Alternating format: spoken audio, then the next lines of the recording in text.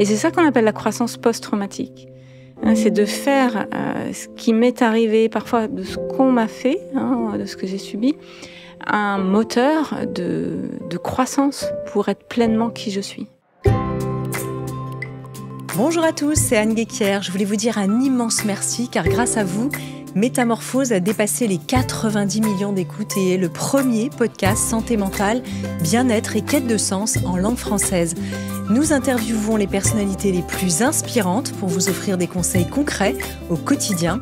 Alors pour ne rien manquer des émissions, abonnez-vous gratuitement sur votre plateforme d'écoute préférée.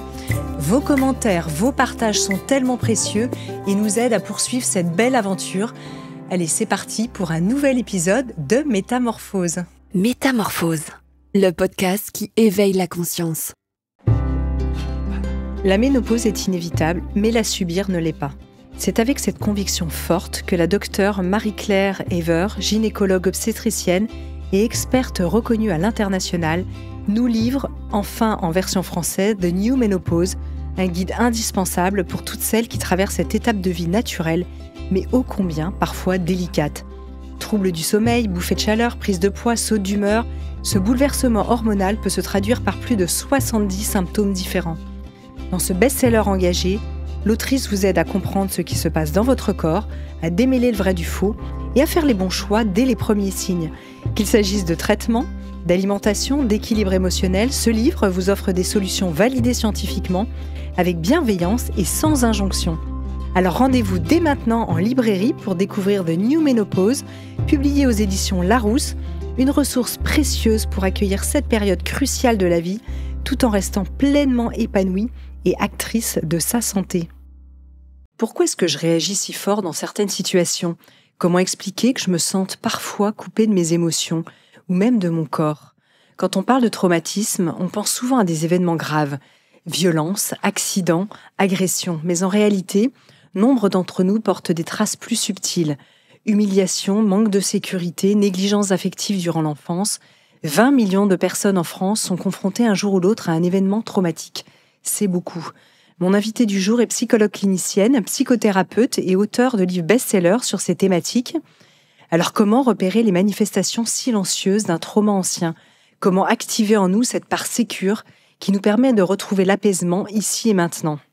Dans son tout nouvel ouvrage, Les psychotraumatismes 100% illustrés, paru aux éditions Erol, qu'elle a coécrit avec Johanna Mikou et illustré par Johanna Krenmark, elles explorent avec une grande clarté les effets invisibles des traumas et des blessures et surtout ce que chacun peut faire également pour s'en libérer. Je suis ravie d'accueillir dans Métamorphose Gwenaëlle Perciot. Bonjour. Bonjour Anne. Alors, on se connaît bien parce qu'on a fait déjà beaucoup d'interviews, mais à distance. Et notamment, je me souviens de ces interviews pendant la période du Covid où on n'avait pas le choix. On pouvait pas se rencontrer. Et puis, j'ai la joie aussi d'être éditrice de ces ouvrages chez Erol. Alors, c'est vrai que je connais bien ces thématiques qui me passionnent, mais pas autant que toi, j'imagine, qui en a fait ton métier, même si c'était pas... Voilà, tu n'avais pas une formation de psy au départ. Non, c'est vrai, c'est une reconversion. Il y a combien de temps maintenant ? Ah, ça fait 15 ans. Ouais, ça fait 15 ans. Donc là, c'est vraiment la psy en toi qui vient parler. Qu'est-ce qu'un psychotraumatisme ? On va commencer peut-être par le définir parce que comme on l'entend un peu en introduction, on ne sait pas toujours en fait si on est porteur d'un psychotrauma. Évidemment, on va en parler longuement, mais peut-être le redéfinir et puis aussi faire le distinguo avec un choc émotionnel. Parfois, les gens se disent « Non, mais moi, j'ai pas de trauma. En fait, le trauma, c'est trop gros pour que j'en sois porteur. » Donc, éclaire-nous un peu dessus. Ouais. Ça, c'est sûrement la première idée reçue, en fait, ce que tu viens de dire. Beaucoup de gens pensent qu'ils n'ont pas vécu des choses si difficiles pour parler de trauma. Parce qu'en fait, il faut distinguer ce qu'on appelle des traumas majeurs de commission, quand tu as vécu une agression, un abus, un accident ou la perte d'un être cher, quelque chose, tu vois, qui est vraiment défini sur la ligne du temps. Et ça, en effet, ça peut faire un psychotrauma. On en reparlera après. Il y a des facteurs autour qui vont faire que ça provoque ou pas de la souffrance. Mais il y a aussi toute une famille d'événements, plutôt de contextes, qui peut être psychotraumatique. Et là, en effet, là, c'est beaucoup plus de gens qu'on ne pense, que même les professionnels ne le pensent, parce qu'un contexte qui a été, fait de négligence, de manque, d'absence, ça peut être un psychotraumatisme plus tard en termes de conséquences. Oui. Donc, un choc émotionnel, ça peut être un psychotrauma, si tu veux, mais Ce qui fait la différence, c'est que tous les chocs émotionnels ne laissent pas de traces. Un psychotrauma, c'est quand tu as des traces. Quand tu as, par exemple, des troubles anxieux, de la dépression, des problèmes de santé. Oui. Voilà, c'est ça qui distingue, en fait, le choc dont tu peux te remettre. Et en fait, heureusement qu'on se remet de beaucoup des chocs émotionnels qu'on vit dans notre vie. Parce qu'on est quand même bien fait, on va en reparler, mais dans le cerveau, il y a tout ce qu'il faut, en fait, pour digérer pas mal de choses. Mais parfois, on n'y arrive pas. Oui, d'ailleurs, c'est la bonne nouvelle de votre livre. Hein, c'est que pour vous, on peut vraiment, dans la plupart des cas, en tout cas en guérir, voire même peut-être dans la majorité des cas, on en reparlera. Dans l'ouvrage, vous passez en revue aussi pas mal d'idées reçues. Là, tu en as débunké quelques-unes. Qu'est-ce qu'on a d'autre comme idées reçues un peu sur le trauma, le psychotrauma ? Donc, la plus grande pour moi, c'est vraiment celle qu'on a déjà mentionnée, c'est-à-dire que le psychotrauma, c'est pas que des événements de type des commissions, hein. C'est aussi tous ces traumas d'omission, de négligence, ces traumas d'attachement. Après, une autre idée reçue, c'est qu'on ne peut pas en guérir. C'est faux. Hein. Il y a plein de thérapies aujourd'hui, on vit une époque formidable pour ça, qui permettent vraiment de soigner, d'apaiser, voire même de guérir. Hein. On verra peut-être aussi ce que ça veut dire guérir. Et puis après, c'est la prévalence, hein, ce qu'on appelle le nombre de personnes qui est touché, hein, et donc beaucoup plus qu'on ne pense. Oui. Hein, ça, c'est sûr. Hein. Moi, je pense qu'il y a une vraie épidémie de psychotrauma. Alors justement, qu'est-ce qui devrait un peu nous alerter, nous mettre la puce à l'oreille dans nos comportements ? Est-ce que ce sont des choses aussi qui évoluent dans le temps ? Est-ce qu'il y a des signaux faibles pour toi ? Enfin, pour toi, je dis pour toi, pour vous, parce que évidemment, on pense à Johanna, hein, qui est ta co-autrice dans cet ouvrage, et vraiment, vous êtes toutes les deux.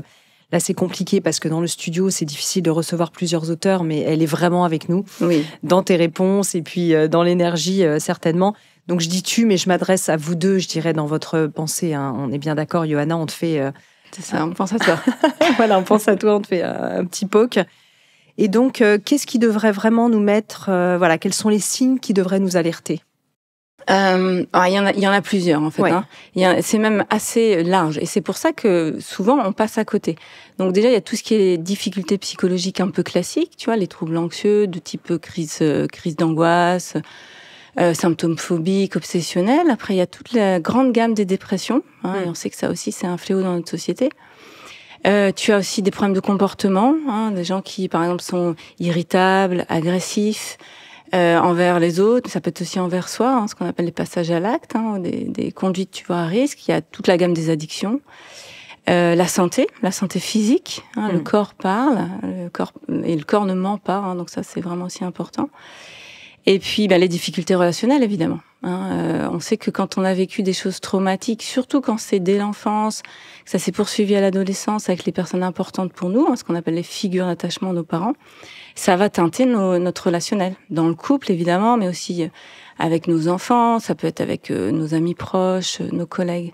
Hein, ça peut être soit, et ça c'est un sujet que je connais très bien, hein, un attachement plutôt évitant, hein, ces personnes qui arrivent pas à être proches des autres, tu vois, qui arrivent pas à parler d'eux-mêmes, de leurs émotions. Donc ça c'est quelque chose qui est, tu vois, en mode un petit peu à distance pour se protéger. Et puis ça peut être à l'inverse, des gens qui sont plutôt dans l'anxiété relationnelle, la dépendance affective. Ouais. D'ailleurs, puisque tu parles de l'attachement, j'ai pas les numéros sous les yeux, mais on les donnera. Dans l'article, en tout cas, lié à cette émission, vous pouvez retrouver tous les épisodes qu'on a fait ensemble avec Gwenaëlle Percio. Vous tapez son nom sur YouTube ou sur les plateformes. Vous allez retrouver des podcasts vraiment de référence qu'on a fait sur l'attachement. Et tu as écrit aussi des ouvrages de référence, je le disais en introduction, best-seller sur ces thématiques. Donc ça, c'est important parce que cet attachement dit beaucoup de nous. D'ailleurs, dans les maladies que tu as citées, troubles anxieux, dépression, je pense en particulier, ou addiction, ces troubles ne sont pas toujours liés, j'imagine, à des psychotraumas. Il peut y avoir aussi parfois, dans l'histoire familiale, de la génétique sur ces thématiques, ou quand même, souvent, on soupçonne un psychotrauma. Alors, en fait, aujourd'hui, en psychologie et en psychiatrie, on est sur un modèle qui est tridimensionnel.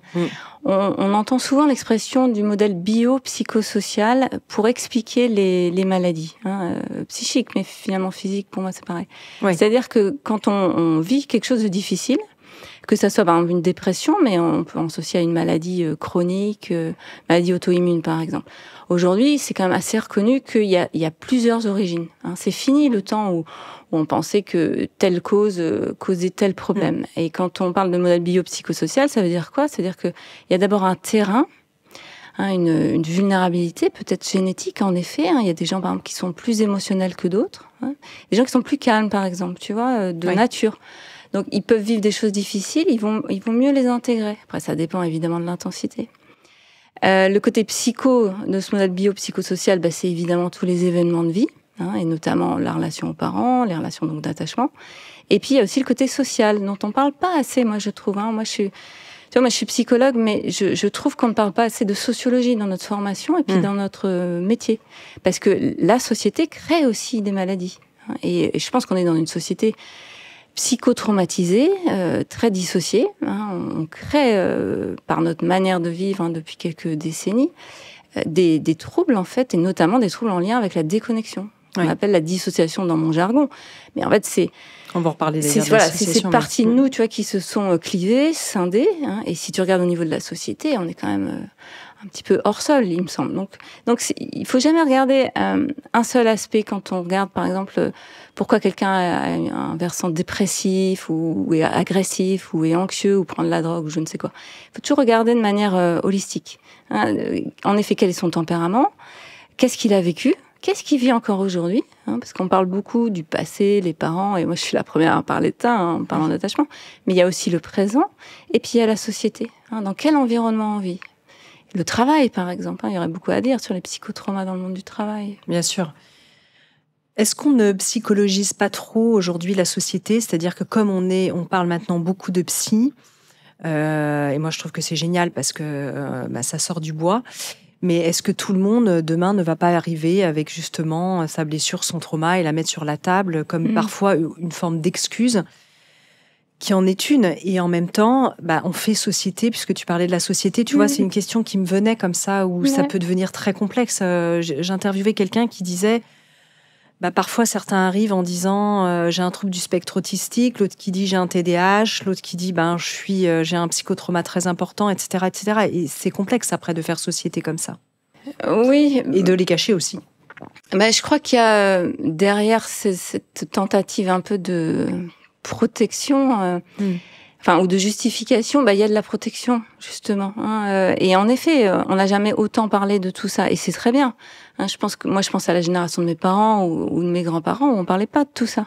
Je pense qu'on est aussi le produit de cette non-parole à l'époque, de la faiblesse, ou aujourd'hui on dirait vulnérabilité.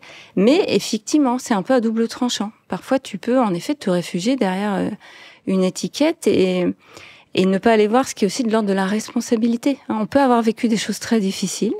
Oui. Et l'important, c'est qu'est-ce qu'on va en faire maintenant? Alors quand je dis ça, je mets tout de suite des bémols parce que moi j'ai travaillé longtemps en psychiatrie, donc j'ai travaillé avec des gens qui avaient quand même des troubles assez graves, qui avaient toujours des histoires absolument traumatiques. On aurait pu faire des livres et des feuilletons terribles. Oui. Donc je sais ce que c'est d'avoir eu une trajectoire difficile. Mais à un moment, c'est comment, je vais aussi trouver cet endroit à l'intérieur de moi qui tient quand même la route. Et si la personne, elle est vivante, c'est que ça tient la route. Tu vois, c'est un peu comme au milieu du cyclone, il y a un endroit, paraît-il, qui est stable. Ouais. Moi, j'appelle ça la part sécure, ou la part adulte. Eh bien, même quelqu'un qui a vécu des choses terribles, et j'ai travaillé avec beaucoup de gens dont c'était le cas, s'ils sont vivants devant moi, c'est qu'il y a un endroit qui est stable. Et c'est à partir de cet endroit-là, tu vois, que je peux me dire... Ok, qu'est-ce que je vais faire de ce que j'ai vécu, voire même de ce qu'on m'a fait, quand c'est eu des abus, des choses graves. C'est quand même compliqué d'avoir ce discours que j'ai là maintenant de la responsabilité. Mais il y a un endroit qui tient. Donc à partir de cet endroit-là, comment est-ce qu'on va inverser les choses? Et c'est en effet le grand message qu'on a avec Johanna dans ce livre, c'est que on peut résilier, on peut sortir de ces trajectoires-là. Après, on dit aussi que souvent, c'est long, quand c'est des trajectoires compliquées. Il faut de l'aide extérieure, il faut des thérapies adaptées, il faut du courage, mais c'est possible. Oui. D'ailleurs, ça me fait penser, je fais la petite parenthèse sur Boris Cyrulnik, parce qu'il est venu expliquer dans cette émission il n'y a pas très longtemps ce que c'est que le processus de résilience, à non pas confondre avec une injonction de la résilience. Il faudrait que nous soyons résilients. Alors qu'en fait, la résilience est un processus. C'est ça qu'il décrit très bien, je trouve. C'est ça. Mais le processus, ça, c'est un terme très important. Parce qu'on est dans une société où on est un peu... Tu vois, tout doit être instantané. Ça y est, j'ai découvert que j'ai ça, donc donnez-moi une guérison immédiate. Alors que c'est tout sauf le vivant. Le vivant, c'est un processus parfois de traumatisation, en effet. On va reparler des traumas d'attachement qui souvent durent sur des années, toute une enfance, une adolescence. Oui. Et du coup, la résilience, c'est un processus aussi. D'abord, souvent de conscientisation, donc qu'est-ce que j'ai vécu. Après, de descente émotionnelle dans ces parts blessées. D'aller chercher aussi en parallèle les ressources. Et puis après, de faire de tout ça une nouvelle route. C'est ça. Vraiment très intéressant de vraiment visualiser ce chemin et cet accueil en fait sur le long terme dans ce moment où tout doit être très instantané comme tu disais. D'ailleurs, ce qui est aussi important de rappeler, c'est que vous dites que dans l'ouvrage que le trauma est souvent et parfois un événement, mais c'est aussi la manière dont il est vécu et ça implique un certain nombre de choses. C'est-à-dire que parfois on pourrait dire non mais c'est pas grand-chose ce truc-là. En fait, c'est pas vraiment un trauma. Oui, ça peut être une blessure. En classe, j'étais petite enfant, je me suis retrouvée devant le tableau, et puis à un moment, tout le monde a ri. C'est pas bien grave. Et en fait, c'est le ressenti de la personne, vous dites en réalité, qui compte. Oui. Ce qui compte beaucoup, en fait, ce qui va faire qu'un événement va créer un psychotrauma ou pas, c'est est-ce qu'il y a eu quelqu'un pendant et après. Et c'est ça qui explique que certaines personnes, parfois, ont vécu des choses graves, de manière objective, entre guillemets, oui. Mais ne vont pas forcément développer, des symptômes, des signes de psychotrauma. Et d'autres, oui. Et donc, la grande question à se poser, c'est, en fait, il y avait qui à ce moment-là, donc là, par exemple, tu donnes l'exemple d'une humiliation à l'école. Là, à partir du moment où il y a un regard extérieur, et en fait, la plupart des psychotraumas, c'est ça, c'est une histoire d'altérité. Ça va toucher en fait notre nature ontologique d'être liés les uns les autres, et de quel est le regard de l'autre. Oui. Donc à ce moment-là, en effet, si je suis humiliée devant une classe entière et qu'en plus l'instituteur ou le prof se rallie à cette humiliation collective et ne me défend pas, là c'est terrible. Mais si à l'inverse, le prof par exemple fait taire toute la classe, m'aide à retrouver une certaine assise, va avoir quelques paroles réconfortantes, puis qu'après, je peux en parler à mes parents, parce que j'ai des parents suffisamment présents pour voir que je vais pas très bien quand je rentre de l'école. Et puis que donc des mots vont être mis, puis il va y avoir du réconfort, des explications sur, oui, parfois, la vie, c'est pas si simple. Ça développera pas forcément un psychotrauma, même certainement pas, avec ce contexte-là. Donc, ce qui fait la différence, c'est la présence ou la solitude au moment du trauma et après. On parle de solitude pathogène en psychologie. Pathogène, ça veut dire qui crée la maladie. Et en effet, s'il y a personne, là, ça peut être pathogène et créer tous ces signes psychotraumatiques. Chez certaines personnes, vous remarquez que ce regard extérieur peut être aussi un regard intérieur du fait d'une certaine sécurité qui est déjà présent chez, par exemple, si on reprend l'exemple de l'humiliation de cet enfant, il a assez de sécurité intérieure parce que ses parents étaient là, parce qu'il sait que l'instit, même si là, il n'a pas réagi, était de bonne foi. Je dis n'importe quoi comme cas de figure. Et donc, il peut finalement se sécuriser et puis trouver les ressources. Oui, dans ce cas-là, c'est ce qu'on appelle un attachement sécure, oui. D'un enfant qui a grandi, en fait, dès le début de son existence, avec ce qu'il fallait. Non pas des parents parfaits, heureusement, ça n'existe pas, mais suffisamment présents, prévisibles, attentifs pour construire cette base, en fait, que moi j'appelle un peu comme des fondations d'une maison, c'est des fondations narcissiques. Et en effet, si l'événement n'est pas trop grave, si l'enfant n'est pas trop petit, il peut trouver à l'intérieur de lui la force pour résilier. Mais c'est très relatif. Si tu vis quelque chose quand même d'extrêmement humiliant, par exemple, ou pire, une attaque de ton intégrité physique, je pense à la violence physique, la violence sexuelle, évidemment. Là, si l'enfant ou l'ado est jeune, ça va être compliqué de tenir seul.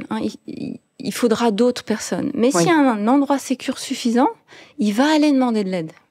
Et c'est ça qui va faire d'ailleurs la grande différence, moi j'observe, entre des gens qui ont des psychotraumas bien malheureusement intégrées dans leur construction de personnalité et les autres, c'est que c'est des personnes qui, dès le début de leur existence, n'ont pas eu cette sécurité, donc n'ont pas appris à sentir les émotions, à sentir cette vulnérabilité, à demander de l'aide et à la recevoir. Et ça fait des trajectoires que tu vas retrouver donc plus tard à l'âge adulte de personnes qui ne savent toujours pas ressentir leurs émotions, demander de l'aide, etc. J'aimerais bien qu'on revienne, si tu es d'accord, sur les différentes typologies de psychotrauma. Tu les as citées quand même tout à l'heure. Il y en a qui sont évidemment très clairs, qui sont les traumas que tu as cités. Il se passe un événement traumatique qui est clairement identifié. Je dirais que ceux-là sont parfois les plus graves, mais ils sont peut-être plus faciles à repérer, entre guillemets. Alors que d'autres types de traumas le sont moins. Je pense au trauma par omission, vicariant. Alors vicariant, si c'est chez les psys, peut-être qu'ils en ont conscience. Mais voilà, éclaire-nous un peu les différentes typologies. Par lesquelles tu as envie de commencer? Donc, quand il y a un événement en fait qui est clairement délimité, tu vois, avec un début, un milieu, une fin, on appelle ça un trauma simple. Souvent, on dit que c'est un éclair dans un ciel bleu. Et là, les chiffres nous disent que dans 3/4 des cas, on va intégrer ça. On a ce qu'il faut à l'intérieur de nous, au niveau du corps, du système nerveux, pour ne pas avoir des signes psychotraumatiques après. Donc typiquement, accident, agression, ça peut être un événement traumatique qui arrive dans la famille, un décès par exemple. Ça, c'est un trauma simple. Les traumas complexes, c'est une suite d'événements. Là, il n'y a pas de fin en fait. Souvent, les traumas complexes, ça démarre donc dès le début de l'existence et ça dure jusqu'à enfance, adolescence et parfois ça continue à l'âge adulte. Là, il y a toujours des traumas d'attachement parce qu'il y a à minima des parents qui n'étaient pas suffisamment présents. Parfois, ils étaient présents physiquement mais pas psychiquement. Il y a pu manquer d'attention, manquer de prévisibilité aussi, et donc ça peut créer donc ce qu'on appelle des traumas complexes. Prévisibilité, c'est pas. Tu nous donnes un exemple, c'est-à-dire un parent imprévisible, on ne sait pas comment il va réagir. C'est ça. L'exemple prototypique de l'imprévisibilité d'un parent, c'est tout ce qui est autour des addictions, l'alcool en particulier. Avoir un parent qui souffre de la maladie de l'alcool, c'est extrêmement compliqué parce que tu sais jamais comment va être le parent. Donc ça, c'est vrai de toutes les, enfin pas toutes les addictions, mais de pas mal en tout cas de drogue, et puis parfois de troubles de la personnalité, des troubles borderline par exemple, mais ça peut être aussi des troubles anxieux sévères où l'enfant il sait pas comment va être papa et maman quand on rentre de l'école. Ça c'est très difficile pour un enfant. Il peut être tout sourire ou vous tombez dessus parce qu'il est dans une grosse colère et ça c'est très déstabilisant. Et ça peut être aussi des facteurs sociologiques, de vivre dans une famille où il y a une précarité, surtout à l'époque actuelle, où quand même c'est pas si simple de pouvoir donner à ses enfants l'impression que la vie va être tranquille et que ça va aller, avec les taux de chômage et puis globalement les problèmes sociétaux qu'on a. Ça, par exemple, ça peut créer aussi de l'imprévisibilité. Donc tout ça va faire le lit de quoi? De l'insécurité. L'enfant ne sent pas que son quotidien est tranquille. Et là, ça va être compliqué, par exemple, d'étudier à l'école, d'avoir envie plus tard de découvrir le monde, etc. Et plus tard encore, ça va faire des adultes qui sont dans cette insécurité dans leurs relations, dans leur rapport aussi au corps, dans leur rapport au travail, etc. Donc ça, c'est la grande famille des psychotraumas complexes. Et c'est une famille qu'on sous-estime. Les psys connaissent bien les traumas simples, parce que comme tu l'as dit, c'est visible. Parfois, tu as des signes aussi très visibles. Quelqu'un qui tombe en dépression, par exemple, suite à, un licenciement ou la perte d'un proche. Mais il y a toute cette autre grande famille qui, en fait, est beaucoup plus répandue qu'on ne pense. Les traumas de guerre, par exemple, sont des traumas complexes? Ça dépend. Un trauma de guerre qui survient sur quelqu'un qui est plutôt sécure, bon, ça sera quand même toujours un traumatisme a priori, tu vois. Mais ça peut s'intégrer relativement facilement. Bon, là, je mets beaucoup de bémols là-dessus. S'il y a un environnement passé et présent qui stabilise. Tu vois, je pense à une expérience de John Bowlby, qui est le fondateur de la psychologie de l'attachement, qui a beaucoup étudié en fait ce qui était arrivé en Grande-Bretagne quand il y a eu les bombardements pendant la Deuxième Guerre mondiale. Il a regardé ce qui était advenu au niveau psychologique des petits Britanniques qui avaient été envoyés loin de chez eux, pendant ces bombardements, notamment de Londres. Et ceux qui, à l'inverse, étaient restés à Londres, certes sous les bombardements, mais avec leurs parents. Donc évidemment, c'est traumatique d'être dans une ville qui est bombardée, où tu sais pas ce qui va advenir. Enfin, eh bien, en fait, la conclusion de ces observations, c'est que globalement, les enfants les plus traumatisés étaient ceux qui avaient été éloignés de leurs parents. Dans une campagne, tu vois, sans bombe qui tombait sur le coin de la c'est figure. Surprenant. Voilà. Ceux qui vivaient les bombes, mais qui étaient avec leurs parents. Alors évidemment, il faudrait aller creuser plus. L'état psychologique du parent va beaucoup intervenir sur l'état de l'enfant. Mais un parent qui est sécure, qui vit quelque chose de très difficile, il peut arriver à contenir l'angoisse de l'environnement, en fait, et préserver son enfant. Oui.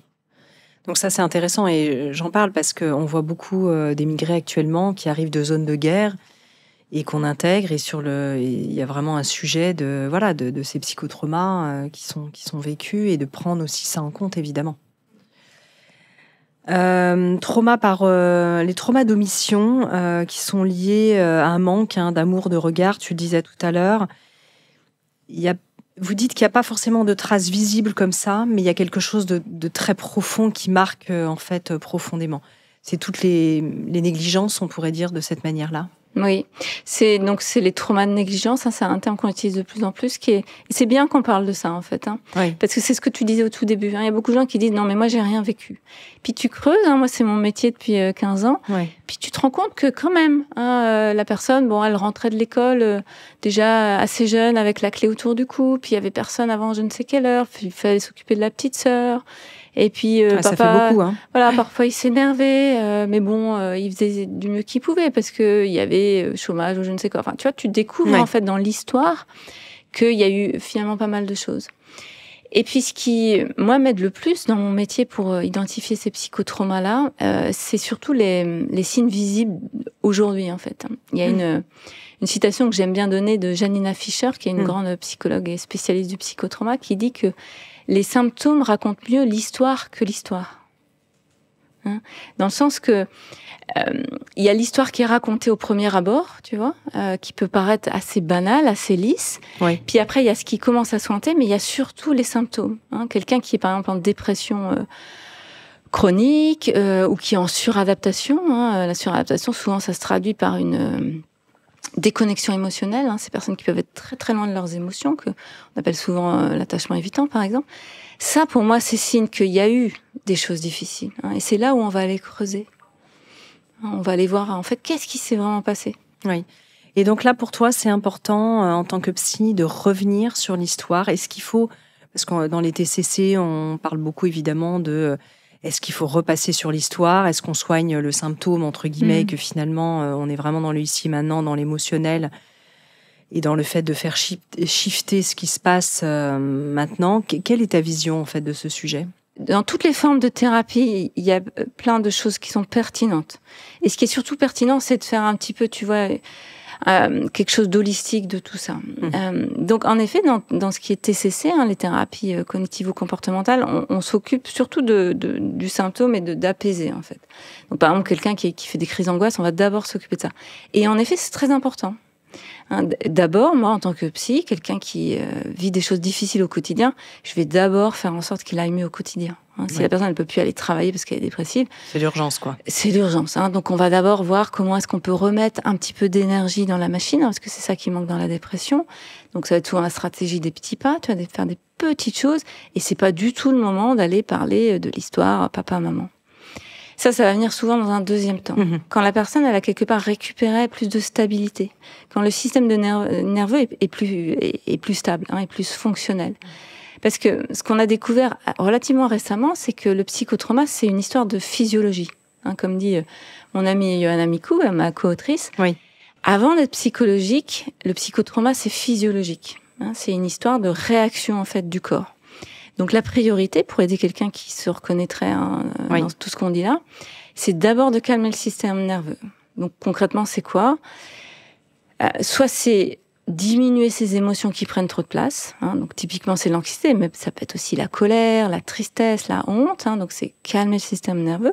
Parfois, c'est l'inverse, c'est remettre des émotions là où il y en a plus.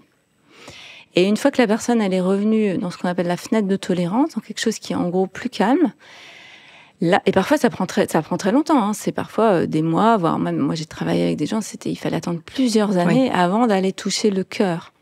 Et le cœur, pour moi, c'est l'histoire. Hein. Et en tant que psychologue, quand même avec une orientation psychodynamique à la base, c'est-à-dire que moi, j'adhère complètement à l'idée psychanalytique que notre inconscient, en fait, dirige beaucoup de choses, hein, et qu'à un moment, il va falloir aller voir ça. Hein. Non seulement parce que il y a des choses qui échappent à notre conscient, hein, à notre mental, donc il va falloir voir l'inconscient, qu'est-ce qui est en dessous, et puis surtout parce que l'émotionnel est surtout dans l'inconscient. Hein, donc tu peux avoir compris toute ta vie, entre guillemets, hein, et parfois il y a des patients qui arrivent en thérapie, ils ont déjà fait 10 ans de psychanalyse, hein, ils vont raconter très bien leur histoire, mais ils sont encore anxieux, agressifs, etc. Donc c'est là où il va falloir redescendre à ces endroits blessés, retoucher ces parts abîmées, hein, et c'est là où il faut des techniques psychocorporelles, on y reviendra peut-être après, parce qu'on ne fait pas ça n'importe comment. Oui, parce qu'il y a un risque de creuser le pli, absolument, hein, voire même de retraumatisation. Hein. Il y a des techniques qui sont super, comme le MDR par exemple, mais si tu vas trop vite, tu peux faire du dégât. Mais n'empêche que c'est bien par la retraversée de ces endroits blessés que va s'obtenir peu à peu l'apaisement, puis la guérison. On pense évidemment, quand on t'entend parler, à l'amnésie traumatique, au phénomène de dissociation, à des personnes qui justement n'ont pas le récit de cette histoire, pour des raisons que tu vas nous évoquer, soit parce que certainement ils ont été figés, ou alors ils étaient trop petits, il n'y a pas la mémoire. Peux-tu nous décrire déjà ce phénomène, et puis ensuite, qu'est-ce qu'on peut faire dans ces cas-là, effectivement ? Oui. Alors, ce phénomène, ça s'appelle la dissociation. Hein. Maintenant, c'est quand même très bien connu. Bon, on connaissait déjà il y a un siècle. Hein. Pierre Janet, il en parlait déjà il y a un siècle. Hein. On l'a mis de côté pendant des décennies, mais bon. Mais en tout cas, maintenant, on le connaît. Je sens une petite pointe de « mais bon ». Tout était là, quoi. Oui, tout était là, vraiment. Hein. Mais bon, ça, c'est encore une autre histoire. C'est l'histoire de la psychanalyse. Mais grâce, entre guillemets, aux horreurs des guerres du XXe siècle et notamment la guerre du Vietnam, en fait, on s'est intéressé en fait aux mécanismes psychotraumatiques et à la dissociation, parce que ça a coûté beaucoup d'argent aux États-Unis cette guerre. Donc il a fallu en fait résoudre ce problème. C'est le bon côté des Américains, ils sont très pragmatiques. Et donc on a voulu aller voir qu'est-ce qui se passe dans le cerveau de quelqu'un qui est psychotraumatisé. Et on a compris beaucoup de choses, hein, notamment avec la neuroimagerie. Et pour faire simple et accessible, on a compris que quand tu vis quelque chose qui dépasse tes capacités psychiques et physiques, donc par exemple parce que tu es trop petit, ou parce que c'est trop grave, ou parce qu'il y a personne, eh bien tu te dissocies. C'est-à-dire qu'il y a des parties de ta psyché qui se déconnectent. Il y a une part émotionnelle, hein, très physiologique, qui va se mettre dans un endroit exilé. Hein, donc ça, c'est la part traumatique blessée, refoulée, on pourrait dire. Et puis, il y a d'autres parts qui vont prendre les commandes. Hein, des parts qui, en apparence, fonctionnent de manière normale. Hein. Et c'est ça la dissociation, en fait. C'est la déconnexion entre des parties de soi. Donc, même parfois sur l'instant, hein, tu peux avoir des personnes qui vivent un choc émotionnel majeur qui va créer un psychotrauma. Et sur le moment, tu as l'impression que ça va. Mais c'est juste qu'en fait, ils sont dissociés. Hein, ils peuvent figer, ils peuvent bugger. Ils peuvent être ils s'en rendent pas forcément compte, ni l'extérieur, ni la personne. Exactement. Hein, et c'est là où ça va être important parfois de revenir sur ce qui s'est passé. Et là, on va comprendre, par exemple, en tant que professionnel, qu'à ce moment-là, leur réaction n'était pas du tout normale, c'était une réaction de dissociation. Et puis plus tard, on va se rendre compte que cette dissociation, si elle n'a pas été soignée, elle peut donc avoir des conséquences. Et tu peux avoir ensuite une personnalité qui se construit sur ce mode dissociatif. C'est ce qu'on appelle la dissociation structurelle, en fait, hein, avec une part qui fonctionne en apparence, hein, la part apparemment normale, et puis une part qui reste dans les limbes et qui rejaillit sous forme de symptômes. Une crise d'angoisse, un pétage de câble, des addictions, etc. Et en même temps, ce phénomène dissociatif, il est là pour préserver une forme de survie, quand même, de l'être à un instant T. Donc il y a les deux. En même temps, évidemment, il va y avoir quand même des conséquences de ces limbes là dont tu parles. J'aime bien ce terme, on voit bien de ce dont il s'agit. Et en même temps, c'est ce qui permet de vivre malgré tout le moment et de ne pas qu'il y ait un effondrement peut-être plus grave de la structure psychique, je ne sais pas. Exactement. Ça permet la survie. Si tu vis quelque chose qui dépasse tes capacités psychiques, par exemple, si on prend un exemple de psychotrauma complexe, un enfant qui est témoin de violence conjugale. Il est petit, il peut rien faire. Il peut pas prendre son petit baluchon et quitter la maison, et puis il peut rien faire contre papa, par exemple, qui crie, voire qui bat maman. À ce moment-là, la meilleure stratégie, c'est en effet de se dissocier pour continuer à fonctionner. Donc, on met un petit peu sous cloche, temporairement. Parfois, c'est pendant longtemps. Il y a des amnésies traumatiques. J'ai pas encore défini ce que c'est, mais qui peuvent durer des décennies. Mais pour le moment, c'est la meilleure des solutions. C'est ce qui est très parlant aussi par rapport à ça, c'est quand on vit une agression sexuelle. Si tu vis une agression, c'est vrai aussi une agression physique, mais sexuelle, c'est tellement clair. Oui. Parfois, il vaut mieux ne pas bouger, ne pas crier, ne pas bouger un cil pour survivre en fait. Parce que là, ça peut être pire. Je peux finir en étant non pas seulement violée, mais tuée. Donc, c'est un mécanisme de survie ultime, la dissociation. Donc, qui est très utile, mais qui va créer, en effet, si elle n'est pas soignée, plus tard, c'est limbe. Et l'amnésie traumatique, pour définir, donc ça, c'est en lien avec les phénomènes de mémorisation de l'événement au moment du choc traumatique. Donc, sans entrer dans les détails, en fait, quand on vit un choc traumatique, ça ne s'enregistre pas comme d'habitude. Quand tu vis quelque chose de difficile, mais qui est à peu près gérable, tu as un début, un milieu, une fin. Tu sais où c'était, dans l'espace, dans le temps. Tu sais, à peu près en raconter quelques détails, visuels, sonores, etc. Tu vois, et tu as globalement une image relativement complète. Quand tu vis un choc traumatique, eh bien, c'est différent. La mémoire fonctionne différemment. C'est comme figé, en fait, c'est buggé. Et concrètement, plus tard, la personne, il lui manque des bouts. Moi, je parle souvent d'une boîte de puzzle. C'est comme le choc advient. On envoie la boîte de puzzle en l'air. La boîte de puzzle, c'est pour moi la métaphore de l'événement. Et elle retombe de manière complètement éparse et éparpillée. Donc, il va manquer des bouts. C'est pour ça que parfois, les gens ne se souviennent pas ou que partiellement de l'événement. Et ça, c'est l'amnésie traumatique, justement. C'est l'amnésie traumatique. Ouais. Et les amnésies totales, c'est assez impressionnant parce que ça peut être des personnes qui, par exemple, n'ont pas de souvenirs d'enfance. Alors, c'est ce que j'allais te dire, parce que souvent, les gens nous disent ça. Mais moi, j'ai pas de souvenirs d'enfance. Alors, quelle est la part normale et anormale? Parce que forcément, c'est une question qui me taraude souvent, parce que dans cette idée de souvenirs d'enfance, il y a à la fois cette part totalement présente de l'enfant. Je suis dans un flot d'hyper-présence, parce que la petite enfance, c'est ça. Je me projette assez peu dans le passé, ni dans l'avenir. Et donc, ce qui pourrait expliquer qu'on ait peu de souvenirs. Et en même temps, certaines personnes disent il n'y a rien, quoi. Ouais. Bon, déjà, je pense qu'on n'a pas forcément tous les mêmes capacités amnésiques. Il faudra demander à un spécialiste de la mémoire, mais il y a des gens qui sont même hyper amnésiques. Ah non, mais moi j'ai un ami qui est comme ça. Ouais. C'est-à-dire la taille de la gomme, les dates, tout ce qu'il a appris en primaire. Là, c'est carrément une capacité, quoi. Et tu as des gens qui sont psychotraumatisés et qui sont hypermnésiques. Aussi. Donc, faut pas faire des raccourcis, en fait.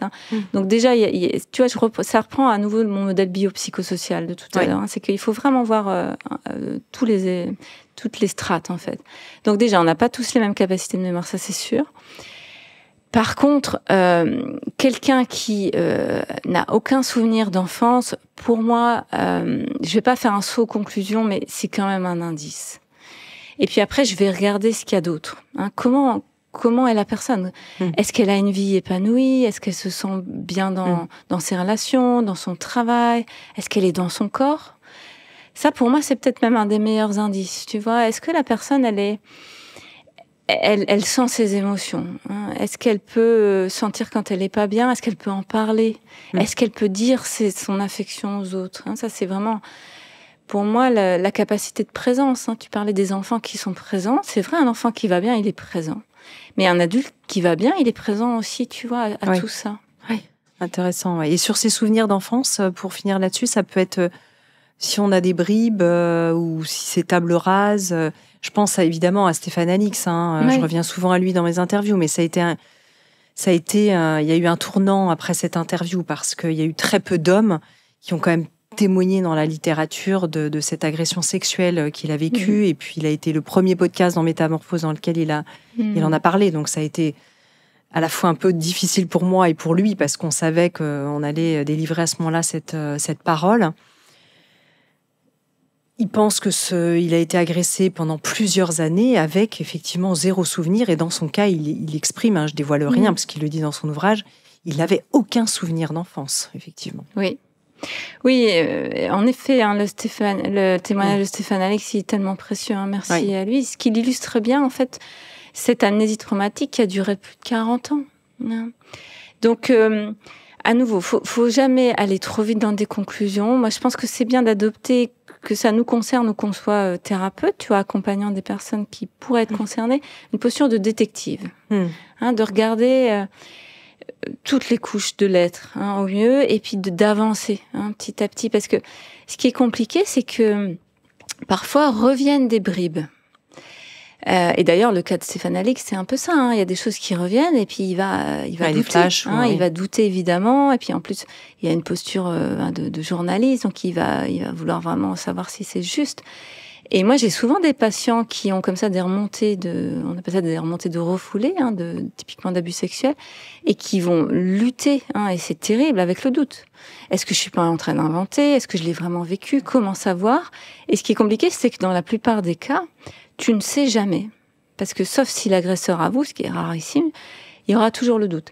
Mais par contre, on va revenir à des choses très tangibles. À nouveau, les signes, le corps, les symptômes, le bien-être ou le mal-être de la personne. Et puis après, moi, j'encourage souvent mes patients à faire un peu un travail d'enquête, tu vois, d'aller interroger, regarder des photos, retourner sur des lieux d'enfance. Enfin, c'est en ça que c'est un chemin. On parlait de processus tout à l'heure, mais ça demande du courage, une ouverture de cœur et puis de l'accompagnement. Il faut être accompagné pour ce travail. Bien sûr.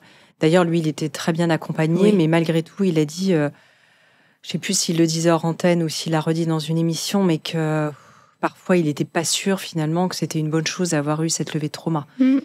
C'est-à-dire que est-ce qu'il faut la chercher ou pas? C'est aussi une question, parce que si le cerveau a mis ça dans les limbes, enfin l'émotionnel, tout notre système, est-ce qu'il faut finalement enquêter et aller... C'est toute une question.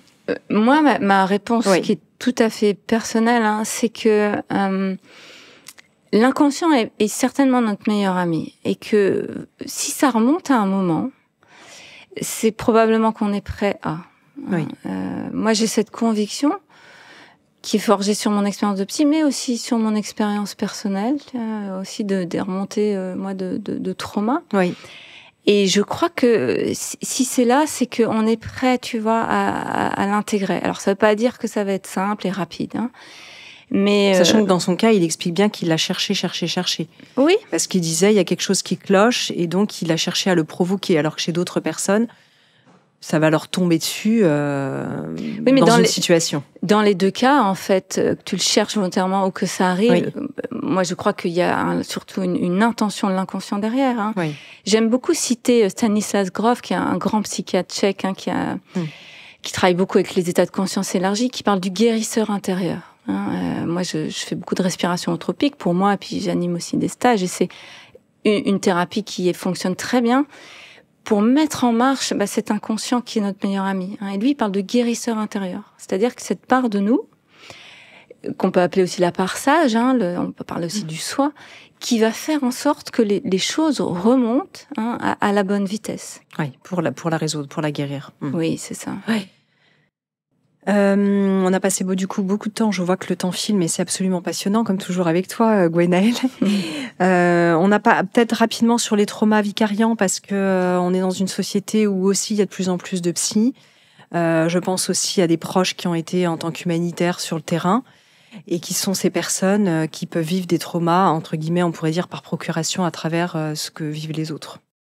Oui, alors c'est pas que les psys, c'est globalement un trauma qui peut toucher tous les professionnels qui sont en contact avec des personnes traumatisées. Les urgentistes. Donc, voilà, c'est ça. Toutes si tu veux, les forces de première ligne. Donc les urgentistes, les pompiers, les policiers, les gendarmes qui recueillent des témoignages parfois terribles, etc.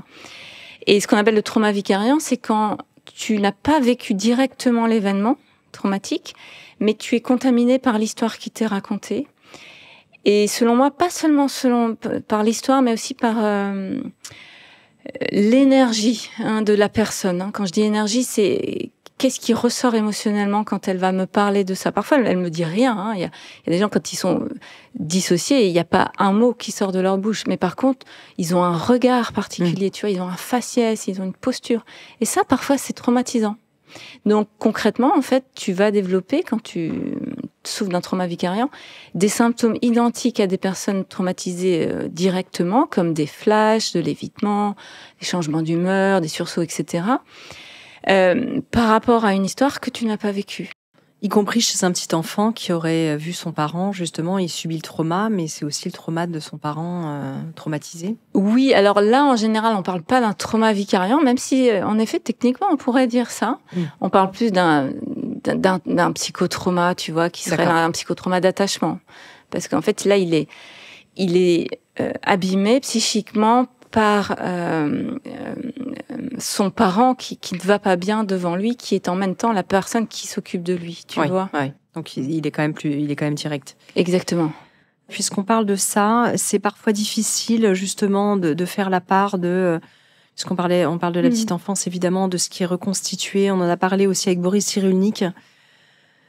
Voilà, souvent, quelle est l'histoire que je me raconte finalement dans mon histoire et dans ce trauma? Est-ce que ça a de l'importance ou pas d'importance de ces faux souvenirs? Alors ça, c'est une grosse question chez les psys. Voilà. Est-ce que c'est pas le petit sujet? Est-ce que j'ai vraiment vécu ça? Est-ce que c'est pas mon cerveau qui l'amène? Ou une autre personne qui finalement... Oui. Ou une contamination aussi, tu vois, même de la société, d'entendre à nouveau, qu'on parle de psychotrauma, c'est bien, mais à un moment aussi, ça peut, tu vois, amener des choses, psychiquement. Moi, ce qui me semble fondamental pour sortir de cette question un peu épineuse, c'est de revenir au corps, en fait, et de laisser un peu l'histoire de côté. Oui. Et moi, c'est ce que je vais faire avec un patient qui serait dans ces doutes-là. Je dirais, OK, en effet, on ne sait pas, et peut-être vous ne saurez jamais si ce que vous avez vécu est faux ou vrai. Et il va falloir dealer avec ça, c'est compliqué. Mais revenons au corps. Et c'est là où on va utiliser des thérapies, où on met le mental un peu de côté, on oublie un peu le narratif, même si oublier, ça ne veut pas dire ne pas y mettre une importance, mais en tout cas de reprioriser sur autre chose. Le corps, il dit quoi? Quand vous pensez à ça, à l'intérieur, qu'est-ce que ça fait venir comme émotion? Qu'est-ce que vous ressentez? Et c'est là où on va aller dans des états, en fait, où on n'est plus en conscience ordinaire classique, c'est-à-dire qu'on n'est plus branché sur notre néocortex qui pense, tu vois, qui analyse, qui fait des liens, mais on va à l'intérieur, on va plus vers le système limbique, qui est une partie plus profonde de notre cerveau, où se logent vraiment les mémoires, et les mémoires des traumas, des blessures. Et là, en fait, à un moment, c'est plus une question de vrai ou faux. C'est une question d'émotionnel. Et c'est ça qui compte. Parce que finalement, la seule chose qui compte, c'est le présent. C'est d'aller mieux maintenant. De me débarrasser de cette colère, qu'elle soit liée à un événement vrai ou pas, tu vois. Oui. Alors cet émotionnel, on l'a vu déjà dans d'autres émissions, qu'en fonction de notre type d'attachement... quand il est insécure, quand il est évitant, fuyant, etc., c'est compliqué parfois. Les personnes sont anesthésiées émotionnellement. Contacter cela est complexe. Quels outils, quel arsenal thérapeutique vous avez justement à disposition? Qu'est-ce que tu recommandes, toi, en termes de pistes? Et puis, on le sait aussi, un thérapeute, il doit avoir plusieurs outils et pas un outil qui va plaquer, qui est bon pour tout le monde. On est bien d'accord. Oui, ça, c'est sûr. Parce que en effet, parmi tous les outils que je vais lister maintenant, il faut aller voir ce qui nous parle. Ça, c'est très important. Et puis aussi, ça on le dira jamais assez, c'est que c'est d'abord une question de relationnel, une thérapie. Mais donc que ça fit avec le thérapeute. Et si ça ne va pas, il faut sûrement aller voir ailleurs. Sachant qu'il y a des moments où ça fit pas toujours avec le thérapeute. Oui, donc c'est là où il faut plusieurs rendez-vous. Et puis il faut en parler. Hein, il faut en faire un sujet. Hein. Sinon, dans les outils concrets, aujourd'hui, on cite beaucoup le MDR, hein, qui est en effet un outil qui a été développé par rapport au psychotrauma, notamment le psychotrauma de guerre dont je parlais tout à l'heure. Oui. L'EFT, pour moi, hein, l'Emotional Freedom Technique, est une thérapie qui fonctionne bien aussi, hein, qui est, selon mon appréciation, plus douce que le MDR, parce qu'en fait, on est en connexion verbale et directe avec la personne tout du long, en fait. Donc, il y a quelque chose qui est plus doux, qui permet d'approcher les noyaux traumatiques de manière plus écologique. Après, bien sûr, il y a plein d'outils très intéressants en hypnose. Hein. L'hypnose, c'est quand même une technique qu'on connaît depuis longtemps, mais aujourd'hui, on va y coupler des choses plus corporelles. Et après, moi, j'aime beaucoup toutes les thérapies qui mènent à un état de conscience élargi, comme la trans-thérapie, la transdanse, hein, la danse-thérapie, la respiration holotropique. On parle beaucoup aussi des thérapies assistées par psychédéliques, de plus en plus. Oui. Tout ça, c'est globalement des outils qui permettent de diminuer le bruit du mental qui veut contrôler, en fait. Hein, et quand on a vécu des traumas, il est effrayé souvent que ça remonte, pour descendre progressivement en sécurité dans ces endroits difficiles. Les approcher, les traverser et les guérir. On va continuer à parler des thérapies. Peut-être si on refait un détour par le cerveau, qu'on recomprenne bien à la fois la neuroimagerie et toutes les avancées en fait sur ce qui se passe dans le cerveau au moment d'un trauma. Parce que j'y pense, parce que là tu as reparlé du mental et de ce fameux blabla qui empêche souvent de redescendre dans le corps. C'est quand même fou comme on est fait. C'est-à-dire qu'à la fois, le mental est génial parce que c'est une boussole qui nous aide au quotidien. C'est grâce à ça quand même qu'on se dirige dans la vie, on a de la volonté, etc. Et en même temps, mais quel bavard et quel trouillard. C'est-à-dire qu'il passe son temps à nous embrouiller avec cette petite voix-là permanente. Parce que le mental, son rôle, c'est de nous driver au mieux dans l'instant, mais en se basant sur le passé. Oui. C'est en ça que l'espèce humaine est quand même assez atypique, parce qu'on a cette capacité auto-réflexive, en fait, en effet, d'analyser en permanence ce qu'on vit maintenant et ce qu'on pourrait vivre dans un futur proche en fonction de ce qu'on a vécu avant. Il y a un côté un peu IA quand même quand j'y pense. C'est qu'en fait, il a stocké de la donnée et en fait, il est dans la rhétorique qu'il est capable que de servir la soupe de ce qu'il a stocké comme données du passé. Enfin, si je résume, c'est ça. Il y a un truc un peu comme ça. C'est ça. Donc, c'est à la fois très pratique, hein, parce que si on devait en permanence analyser ce qui se passe, tu vois, pour savoir ce qu'on fait, on ne pourrait pas vivre. Et en même temps, parfois, c'est en effet un fléau, et notamment quand on a vécu des choses adverses. Parce que quand on a vécu quelque chose de traumatique, hein, que ça soit un événement ou un contexte, je rappelle la différence entre ce qui est plutôt simple et complexe, sur le moment difficile, il a fallu faire face. Hein. C'est là où il y a eu cette dissociation, cette déconnexion entre des parties de nous. Et concrètement, dans le cerveau, en fait, il y a un afflux à ce moment-là de neurotransmetteurs que sont la kétamine et la morphine, pour faire face à l'instant, notamment en se figeant, en ne ressentant plus rien, en étant dans ce qu'on appelle une anesthésie émotionnelle et sensorielle, un bug aussi du temps, pour en fait, si tu veux, résister aux moments difficiles, voire au contexte, parce que ça peut être sur un terme plus long. Et à ce moment-là, on ne pense plus. Si je suis agressée sexuellement, mon néocortex, notamment le préfrontal, il est débranché pendant le temps d'agression et je suis en mode survie. Donc même parfois des gens disent qu'ils se sont vus sortir du corps. Ou si c'est pas forcément une décorporation, c'est souvent ce qu'on appelle une dépersonnalisation et une déréalisation, c'est-à-dire je ne suis plus dans mon corps et l'extérieur n'est plus vraiment réel. Oui. Et pendant ce temps-là, en fait, je suis donc dans cette forme de brouillard où je n'ai plus de mental qui pense. Et ça permet la survie. Et puis quand l'agression s'arrête, par exemple, je vais récupérer petit à petit de mon cerveau, mais les émotions vont revenir. Et selon que je sois accompagnée ou pas, ça va plus ou moins être bien intégré. Oui. Quand il y a ce trauma, il y a trop de stress. Donc, il y a ce phénomène de dissociation avec kétamine, morphine pour un peu m'extraire à ce moment-là. Et ensuite, c'est plus ou moins résolu et ça dure plus ou moins. Et donc, oui, on parlait du mental, en fait. Du mental, du droit, du mental et du passé. C'est ça. Voilà. Et donc, plus tard, en fait, l'objectif, notamment en thérapie ou en travail sur soi, ça va être de rebrancher à la fois le cœur et le cerveau, j'ai envie de dire. Tu vois, le mental et les tripes. Et c'est ce qu'on n'a pas pu faire au moment du trauma, parce que c'était trop difficile. Donc ça s'est scindé, dissociation. Et plus tard, la guérison d'un trauma, c'est de revenir sur cet événement. Donc ça peut être en imagination, par exemple. Tu vois, c'est ce qu'on fait typiquement quand on utilise le MDR, le EFT, etc. Quand je dis imagination, c'est de revenir dans la scène. Et de retrouver les petits bouts du puzzle dont je parlais tout à l'heure, qu'on avait perdu, et d'y remettre un peu de tout. C'est-à-dire une sensation, une émotion et une pensée.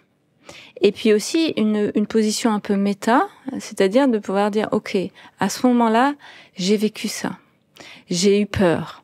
J'avais tellement mal au ventre. J'ai cru que j'allais mourir. Tu vois, ça c'est tous les pièces du puzzle. Et puis aussi des pièces contextuelles. C'était à tel endroit.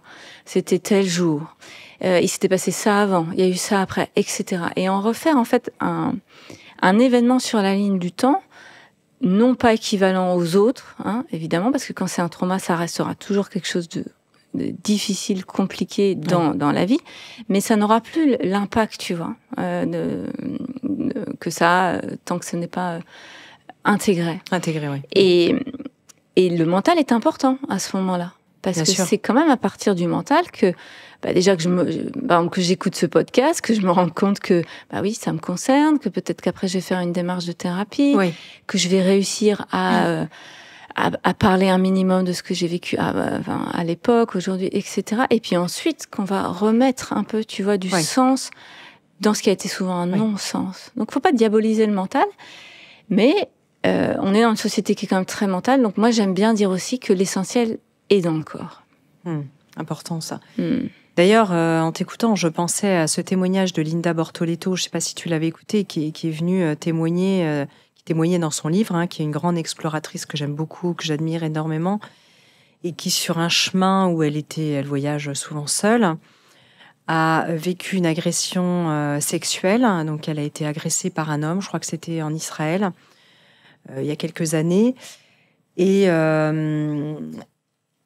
donc, elle le raconterait certainement mieux que moi, mais elle a vécu ce phénomène de dissociation. Elle a commencé à vivre ce phénomène. Et puis, d'un seul coup, il y a cette métaphore qui est venue de son enfance. Elle s'est souvenue qu'elle titillait des lézards quand elle était petite. Et que le lézard, pour pas être embêté quand elle le titillait, faisait le mort. Et d'un seul coup, elle a cette image du lézard qui fait le mort et elle entend « fait la morte ».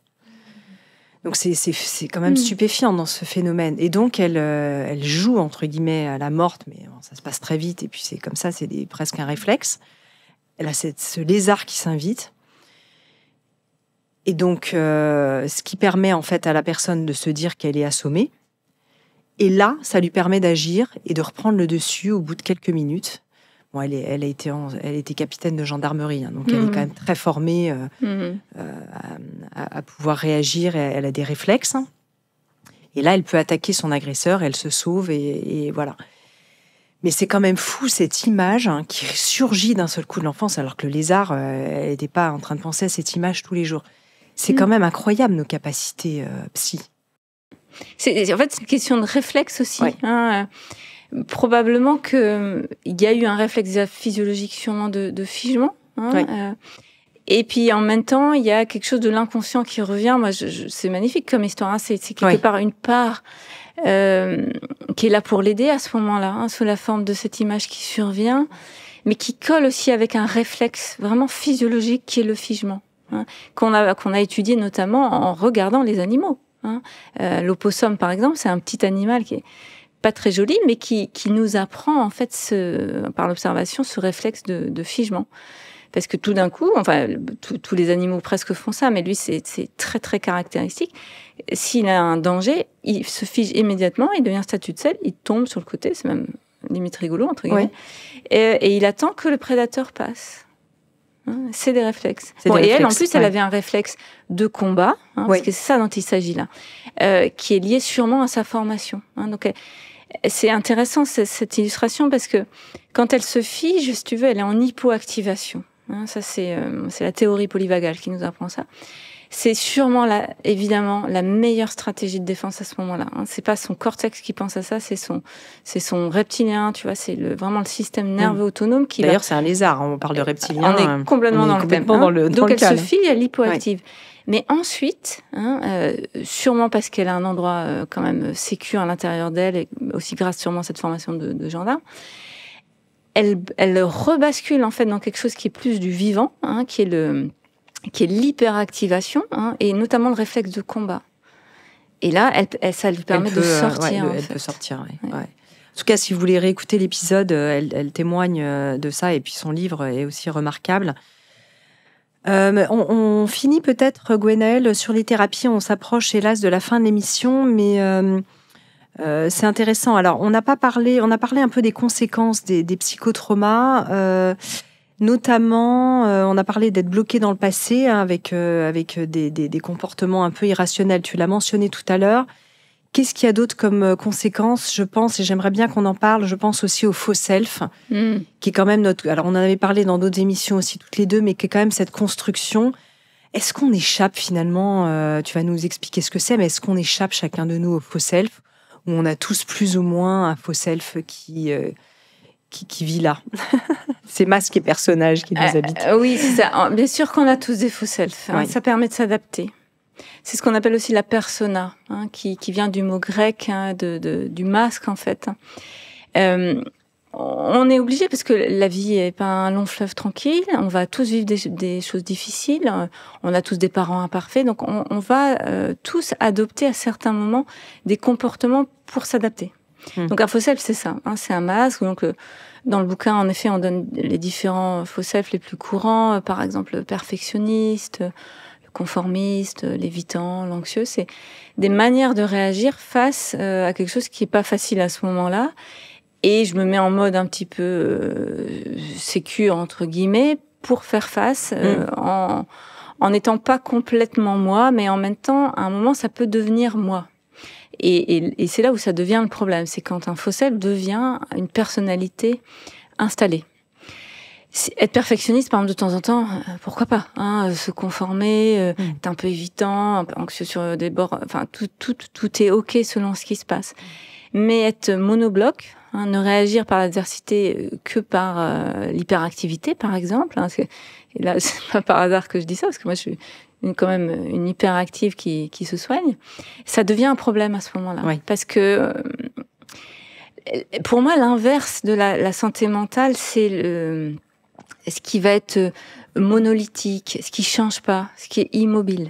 Et puis qui devient souffrant. Et voilà. Et ça va créer, en fait, des souffrances parce que on devient juste une chose. Or, la santé mentale ou le bien-être, voire même pour moi, la visée à être un humain sur cette planète, c'est de développer les multiples facettes qu'on a tous.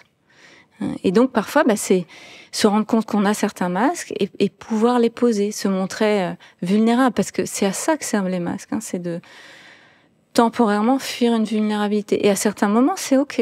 Mais si c'est tout le temps, là, ça devient problématique. Dans les autres conséquences des psychotraumas, vous évoquez toutes les deux la perte de sens, la confiance en soi. Alors, tu as écrit aussi un ouvrage de référence sur la traversée en fait de nos nuits noires de l'âme. Le titre m'échappe à l'instant. Tu vas traverser la perte de sens. Voilà, traverser la perte de sens. Je t'avais reçu dans ce podcast pour en parler et c'est vraiment important parce qu'on l'avait déjà dit. Ces pertes de sens peuvent être aussi des temps de désert qui peuvent être vraiment intéressants d'expérimenter parce qu'on passe d'un cycle à un autre. Donc pourquoi pas, mais aussi il peut y avoir des choses de l'enfance qui viennent se révéler à ce moment-là et qui convient aussi d'entendre pour les traverser peut-être plus en conscience. Oui, souvent quand elles arrivent, tu vois, vers le milieu de la vie, on appelle ça justement les crises de milieu de vie. C'est notamment le grand psychiatre Jung qui en parlait très très bien. Et c'est pour moi des épreuves qui peuvent être transformatrices, salvatrices. Mais encore faut-il arriver à les voir comme ça. Et parfois, on peut lutter longtemps contre, à nouveau, des signes, des symptômes, une dépression. Ça peut être des choses très concrètes aussi, comme une rupture amoureuse, un licenciement, qui font que tout d'un coup, je m'effondre. Et à ce moment-là, ma vie n'a plus de sens, alors que je pensais avoir construit une vie satisfaisante. Puis tout d'un coup, parce que aussi ça peut être aussi un problème de santé, tu vois, les choses ne fonctionnent plus. Ouais, j'allais dire, ça peut être physiologique aussi. Et ça, absolument. Ça peut être les hormones, quelque chose qui tourne pas rond non plus. Oui. Ouais. Donc, comment est-ce qu'on va accueillir ça, Le mot accueil, je pense, est peut-être pertinent dans le sens où quand on rentre en résistance avec quelque chose qui nous arrive, ça c'est pas la psychologie qui le dit, c'est la philosophie, la spiritualité. Souvent, on va aggraver le problème. Et quand on arrive à recevoir, à accueillir, ce qui résiste persiste. La voilà, fameuse phrase de Jung. C'est ça. Enfin, ou quelque chose comme ça. Oui. Et quand on accueille, eh bien, on va en faire quelque chose. Et c'est là où moi j'aime bien citer aussi Christiane Singer, qui disait que les crises ne sont là que pour nous éviter le pire.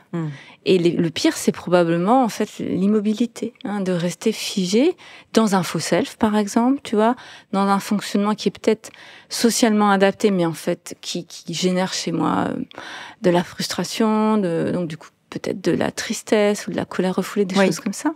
Et c'est en ça que de prendre à bras le corps un moment difficile dans la vie, à nouveau, souvent avec de l'aide, au moins un proche et parfois un professionnel, ça peut être une formidable opportunité de mettre du sens sur le non-sens, mais surtout d'en faire quelque chose, devenir qui on est au fond de nous. Et puis comprendre aussi peut-être, je ne sais pas ce que tu en penses, mais qu'il a peut-être eu son utilité effectivement dans une construction à une époque, mais que maintenant, nous ne sommes plus aujourd'hui en danger. Il est périmé en fait, ce mécanisme.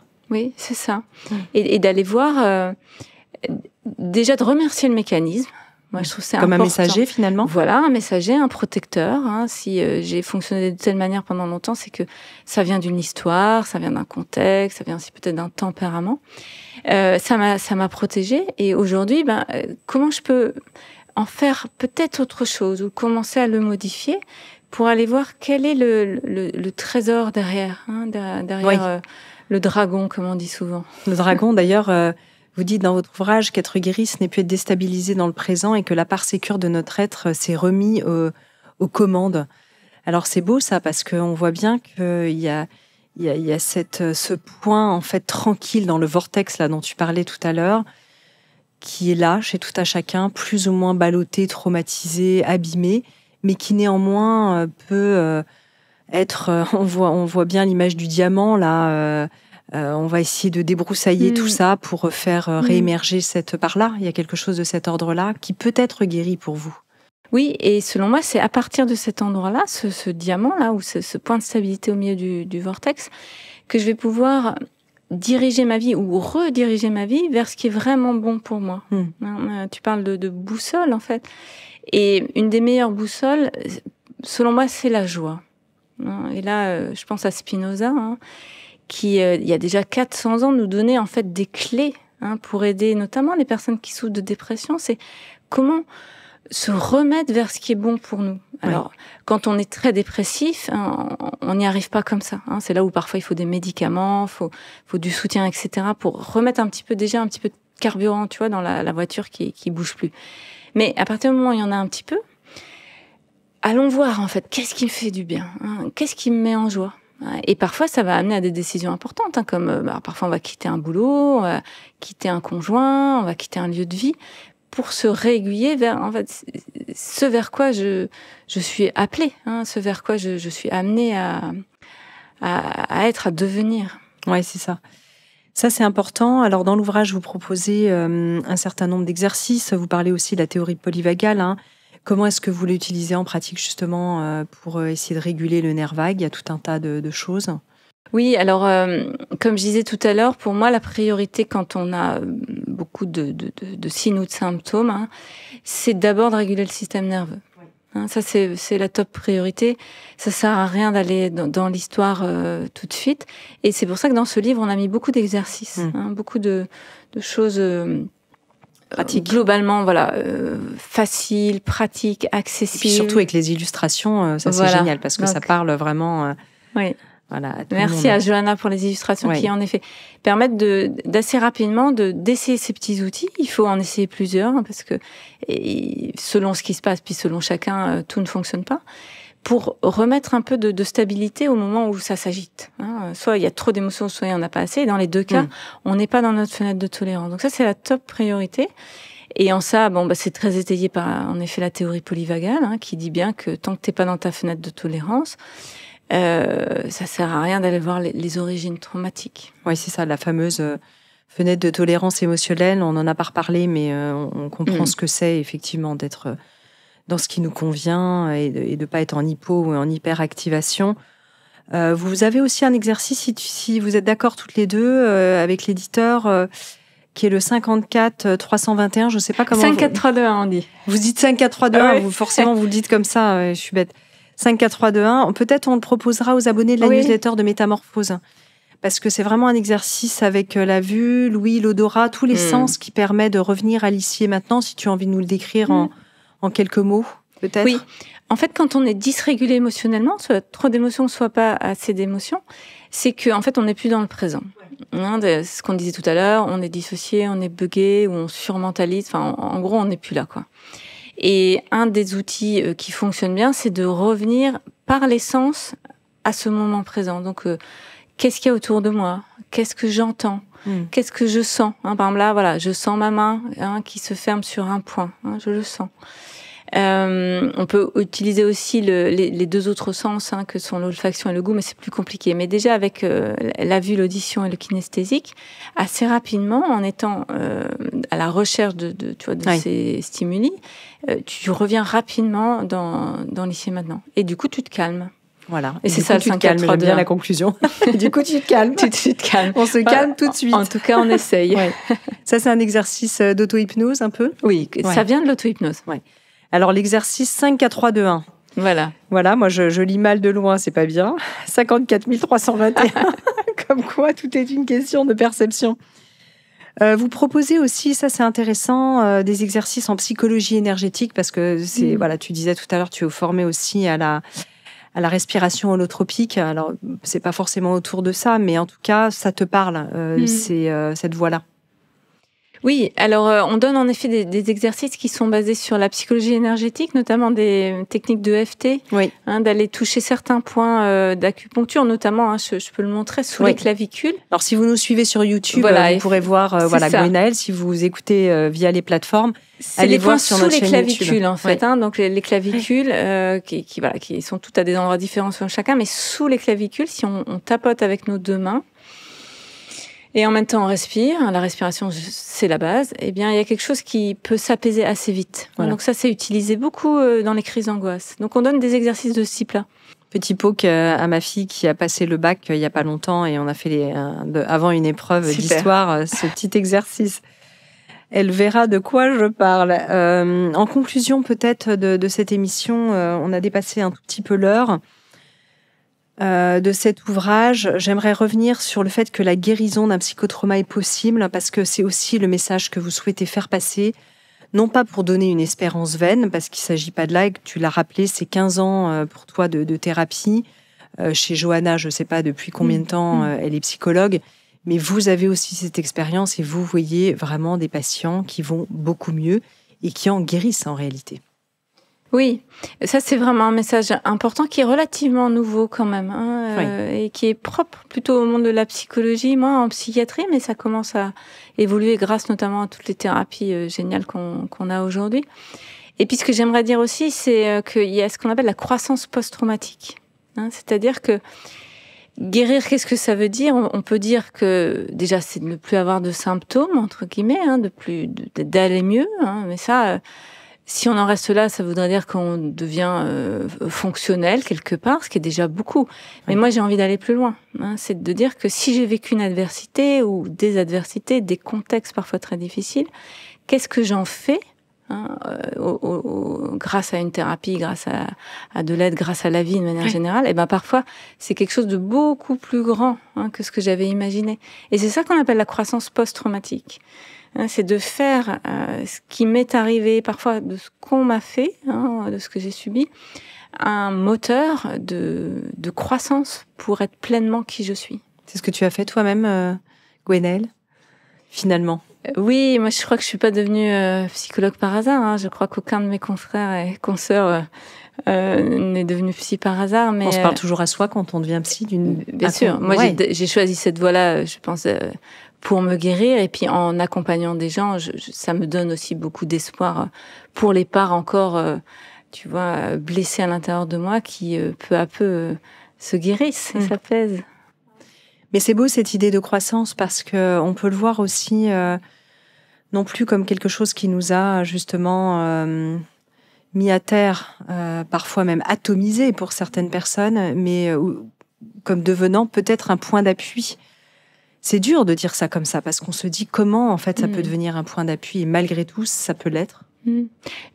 Moi, ce que je trouve inspirant, c'est d'aller lire ou écouter des histoires en fait de personnes qui ont vécu ça, des témoignages. Et en fait, tu te rends compte que parmi les grands psychologues, philosophes, penseurs, grands hommes et grandes femmes politiques, très souvent, tu as des histoires traumatiques en fait, et qui ont été sublimées pour être au service après des autres, du monde. Alors, on n'en fait pas non plus l'apologie. On ne va pas chercher le trauma pour pouvoir sublimer la blessure. On est bien d'accord. Bien sûr. Mais quand on a vécu des choses, tu vois, on va pas rembobiner le passé et prendre une autre histoire. Ça marche pas comme ça. Donc, quand on a vécu des choses difficiles, voilà, qu'est-ce qu'on va en faire? Et le message d'en faire une croissance post-traumatique, pour moi, il est profond. Il est vrai. Et j'ai plein de patients, tu vois, qui me viennent en tête, et de proches aussi. Sans en faire, j'imagine non plus une injonction, parce que je l'ai déjà évoqué dans d'autres émissions. Il y a aussi des psychiatres très ouverts qui disent certaines personnes dans leur histoire ne peuvent pas, et ce n'est pas une injonction de se dire que si je n'y arrive pas, parce que du coup ça rajoute de la culpabilité, c'est parce que je me trouve nulle et qu'il faut guérir absolument d'un trauma. Oui. Ça reste quand même un mystère. Oui. Pour moi, c'est un mystère qui dépasse la psychologie. Oui. Et là, on en vient à quelque chose de plus spirituel. Qu'est-ce qui fait que mon âme a choisi cette vie de s'incarner à telle époque, à tel moment, tel lieu, tel parent, tels événements? Bon, là, moi, ma vision spirituelle me fait dire qu'il y a un sens. Mais parfois, c'est tellement difficile qu'il faut beaucoup, beaucoup de temps pour arriver à le voir. Et en effet, parfois, on ne le voit pas, mais on peut quand même apaiser pas mal de choses. Et la vie, peu à peu, trouve ou retrouve du sens. Du sens, oui. Merci infiniment, en tout cas, Gwenaëlle Perciaud, d'être revenue faire un tour dans Métamorphose. Est-ce que tu sais si c'était le 4e, le 5e épisode qu'on enregistrait ensemble? 4e. 4e, voilà. Merci infiniment pour cette approche vivante, très vivante et éclairante sur les psychotraumatismes. Pour aller plus loin, je recommande évidemment vivement le livre « Les psychotraumatismes », 100% illustré, coécrit, je le rappelle, avec Johanna Mikou, et illustré par Johanna Krenmark, qui est paru aux éditions Erol. Et pour en savoir plus sur les prochains épisodes, n'hésitez pas à vous abonner à la newsletter de Métamorphose sur le site métamorphospodcast.com. Et je l'ai dit, on offrira un exercice qui est proposé, si vous êtes toutes évidemment d'accord, dans la newsletter de Métamorphose pour s'abonner, voilà, qui est pour s'apaiser assez rapidement. Voilà, ce sont des exercices évidemment en première intention. Si vous êtes dans le cas d'un accident très grave ou de quelque chose de très grave, évidemment, les professionnels de santé et les urgentistes sont là en premier recours. Mais si vous sentez que vous avez un coup de stress, une angoisse passagère, n'hésitez pas à utiliser ces exercices. Merci beaucoup. Et puis, on n'a pas parlé aussi des traumas transgénérationnels. Alors, je les cite quand même parce qu'ils sont importants. Évidemment, on a parlé rapidement des lignées. On a fait beaucoup d'épisodes Métamorphose sur le transgénérationnel, récemment avec aussi Céline Tadiotto, mais aussi avec Juliette Allais. On sait que ça peut faire partie de nos traumas également. Merci beaucoup, Gwenaëlle. Merci, Anne. Si vous avez aimé ce podcast, n'hésitez pas à lui donner 5 étoiles sur Apple Podcast et surtout abonnez-vous pour ne manquer aucun épisode. Découvrez mes invités en avant-première sur Instagram à l'adresse Métamorphose Podcast et abonnez-vous aussi gratuitement dès maintenant à la newsletter Métamorphose pour être au courant de nos conférences, ateliers et de nos dernières actualités. Pour ça, rendez-vous sur notre nouveau site www.métamorphosepodcast.com. Métamorphose, le podcast qui éveille la conscience. Tous les lundis et jeudis dès 7h.